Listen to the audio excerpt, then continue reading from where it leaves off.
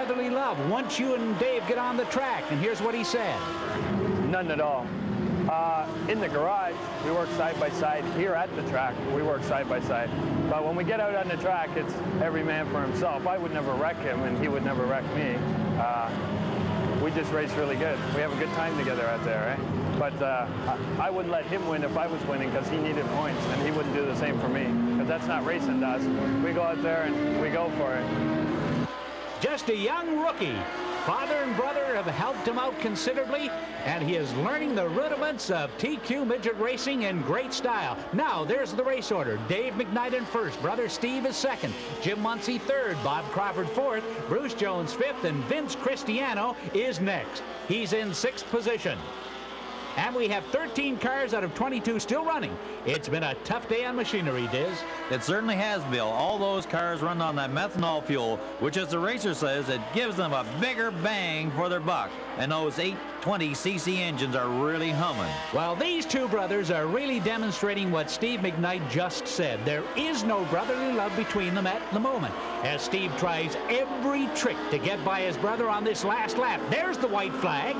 This has really turned into a family affair. Look at them go at each other. It should be interesting to see how Dave McKnight handles that slower traffic in front as Stevie goes a bit wide in corner 4. And that's it. Dave McKnight from Brampton, Ontario wins the Molson Super Bowl of racing at Barrie Speedway. And there are the final standings. First place, Dave McKnight. Steve McKnight second, Jim Muncie third, Crawford is fourth, Jones fifth, and Tim Nunney ends up in sixth place. Those were the cars that finished this grueling TQ midget encounter as we go down to the finish line with a comment from the race winner and Can-Am midget points leader, Dave McKnight. There's part of the crowd, and we're going to have some trophy presentations in just a couple seconds. Great race, really. It was a tough one, as you said before, at the halftime. Yeah, my brother was running really good. I didn't know if I was going to get him. I just kind of picked and chose and waited, and fortunately I got lucky, come a little high coming out of number 2 over there, and I was able to get under him. So I must say he drove a hell of a race, my brother. He's hard to get by, very hard. Presenting the third place trophy to Jim Muncie from Scarborough, Ontario's Molson representative Rob Rattray. And to Steve McKnight, a special prize along with second place trophy. For first place, Dave McKnight, the Molson trophy and the winner's share of the Super Bowl purse. So for Dizzy Dean Murray, this is Bill Inkle from Barrie Speedway in Ontario saying so long from the Molson Super Bowl of Midget, the prize money and the Molson Canadian trophy. With me is Gary Wickett, the man who'll be calling the action. Well, Bill, 22 of the 40 competitors here today will qualify for our 50-lap main event, and they do so by competing in several heat races. However, yesterday, I'll tell you, we had some real exciting action with Dave McKnight Jr., the current record holder, first man up. Dave, in his brand new number 06 car, is also the Can-Am champion, and he proved his racing prowess by breaking the old lap record with his 15.212 second run. And I've got to say that everyone here figured no one would top that until their younger McKnight, Steve, wheeled out of corner number 4, crossed the finish line, and broke the timing beam at a new record of 15.137 seconds. Unlike last year when the McKnight brothers started in the 1-2 position, the number 1 car, Arnie Bray, came out onto the track, took second spot with a very impressive 15.203 seconds. The 6 top qualifiers from yesterday will be in a shootout today to see who's going to occupy that pole position. That's right, Bill. And my old buddy, Craig Hill, the ex-Canadian champion, is in the pit area. He's going to explain the many varieties of TQ racing cars.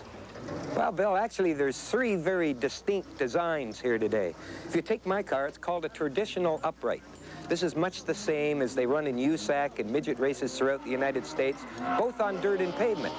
As you can see, Bill, the engine sits right center between the chassis, and you have 1 foot on either side of the car.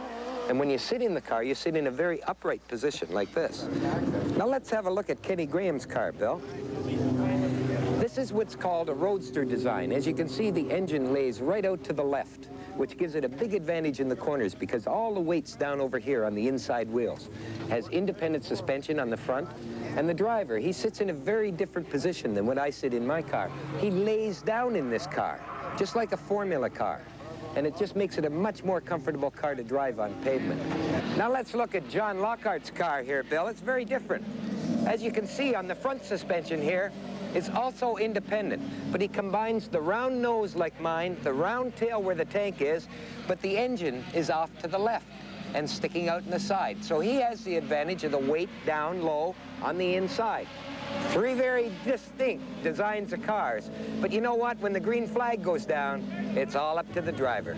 Thanks very much, Craig. Incidentally, we've mounted a camera in Craig's number 35 car, and hopefully we'll be able to talk to him during the yellow caution flag laps. We'll be back with more from Alan Blight's Barrie Speedway in just a moment. Speedway of the Molson Superbowl of TQ Midget. As mentioned at our opening, the Can-Am Association is running several heat races to determine which cars will go into the 50-lap feature. As you can see, only the top 3 cars from this race will advance, but the rest will still have an opportunity in the last chance race. Last year's point champion Vince Cristiano has the pole position for this one, and here's Gary Wickett.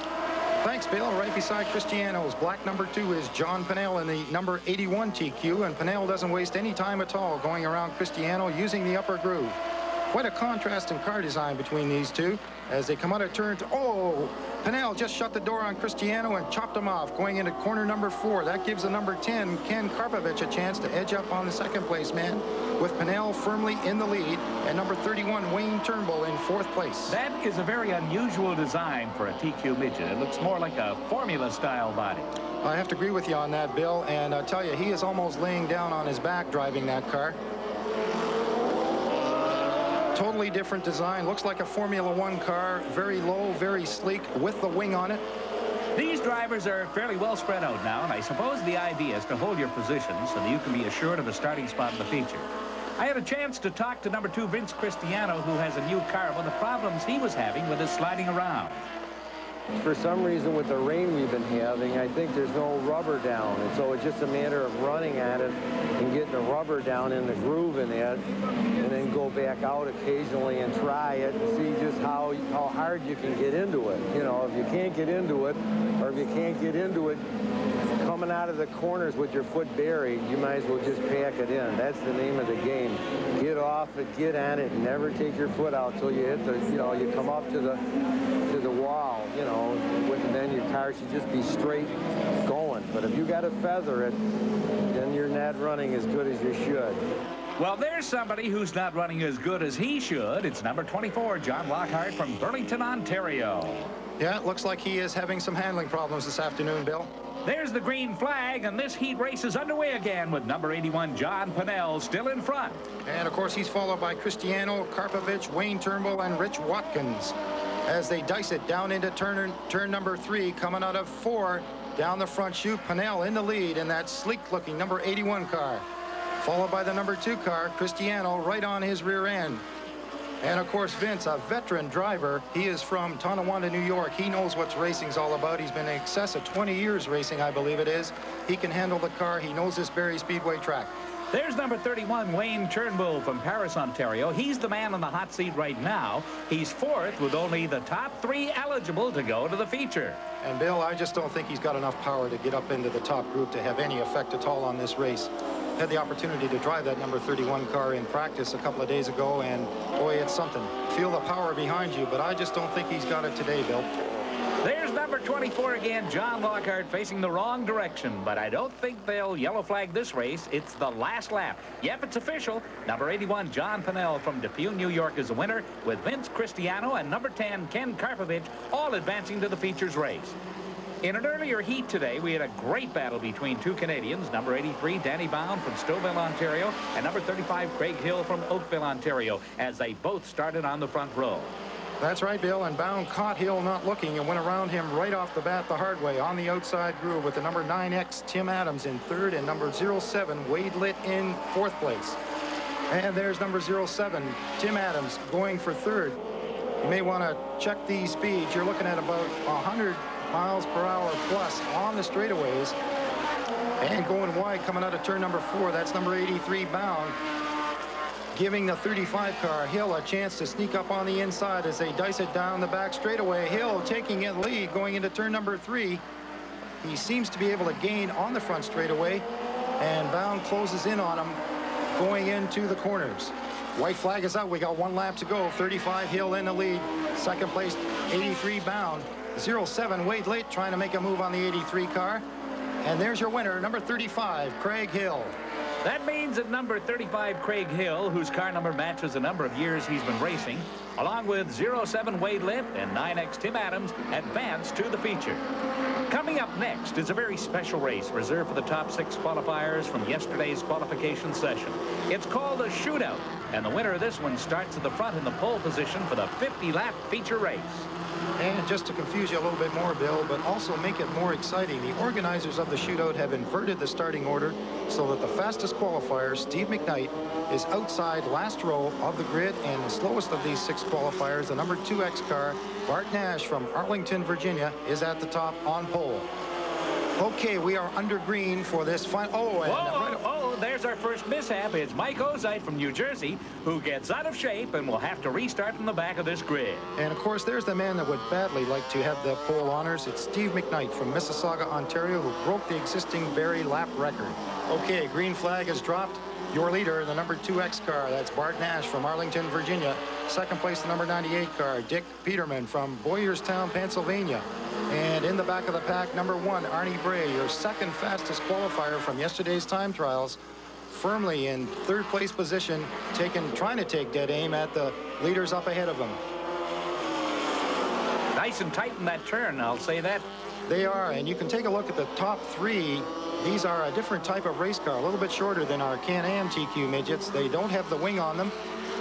They are a 2-stroke engine, 500cc limit. Gary, the thing that amazes me about these cars is the maneuverability. These guys can really move in and out, and if there's an opening, they take it and they go for it. They sure do, and I'll tell you, sometimes we've seen them out here at 4 wide going down the back straightaway. Well, it's now 2X. Bart Nash first, 45 Mike Ozite second, followed by 66 Steve McKnight and 06 Dave McKnight. But I don't think Ozite will be content to stay in second spot. That's right, Bill. He is a hard charger, and he's not going to settle for second place as he tries to sneak up on the inside, does so on the back straightaway into turn number 3. And he loses it just a bit there as the 2 of them battle it out. Coming up behind the number 66, McKnight, and alongside him his brother, the number 06 car. That is Dave McKnight Jr. Well, look at the 2 McKnight brothers. 06 had little trouble getting past Bart Nash, and now brother 66 is after him too.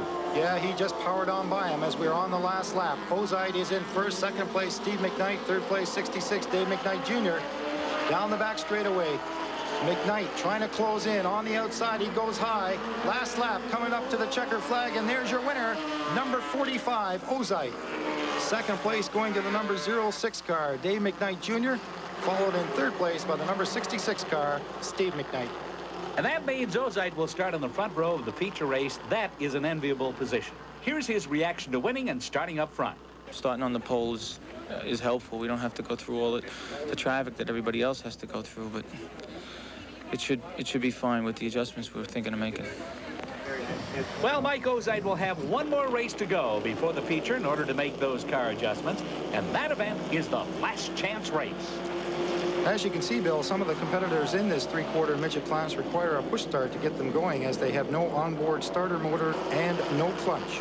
Once started, they go until shut down by the kill switch. Well, here we go, and the top 4 racers will advance to the feature out of this heat. And out into an early lead is number 47. That's Don Adams from Trenton, New Jersey. He's followed by the number 8 car. That's Al Banyard. Danny Bound in the number 83 Kawasaki. And as Bill said, this is the last chance. These are the slower vehicles trying to make the last of the 22 starting positions for our 50-lap feature. Into turn number 2, down the back straightaway. That is the number 47, Donnie Adams from Trenton, New Jersey. That's a 500 Kawasaki, and he's 26 years of age, into the racing for about 7 years, I believe it is. And there's the number 8 of Al Banyard locking up a little bit coming into turn number 1. The order now in this last chance event is number 47, Don Adams in the lead, followed by 83 Bound, 69 Jim Muncie, and number 8 Al Banyard. But Gary, it appears as if number 8 Banyard is having trouble keeping all his wheels on the track through the corners. Yeah, he was having some problems yesterday in time trials. You can see that left front wheel lifting up off the ground. I don't think he has got his weight distribution down properly. Well, number 83, Danny Bound, looks like he's not going to miss the cutoff for this heat. He's in first spot now. You'll remember that he had that great dice with Craig Hill in an earlier heat, and he's followed by number 69, Muncie. This really could be anyone's race. Yeah, you're right, Bill. And the number 69 car in trouble. He has just pitted. That puts the number 24 Lockhart up into 4th place. And that's the last spot that will be eligible for the feature. Well, Banyard and Adams are still having a good fight for second place. Banyard's all over Adams, number 47. And it looks like he's going to take him on the inside, going to corner number 3. Despite his handling problems, he has moved up into second place position. The order now is number 83, Danny Bound in first, Banyard second, Adams third, and John Lockhart fourth. And of course, that could change, Bill. The number 47 has found some new legs and is challenging Banyard coming out of corner number 4. And down the front, oh, they're touching wheels there, Bill. Almost an accident as the 47 car, Adams, takes the lead. Again, you can see the number 8 car, that left front wheel lifting up off the ground. That does give him handling problems. I mean, he tries to sneak on the inside, and he overtakes the number 47 car down the front chute. Starting to stretch that lead out now. I think number 47, Don Adams from Trenton, New Jersey, has a big problem. He's just coasting by us now and looks like he may have blown his engine. That elevates number 24, Lockhart, to 3rd, and Bill Bird in number 39 from Barrie, Ontario, into 4th, as we get the white flag signifying one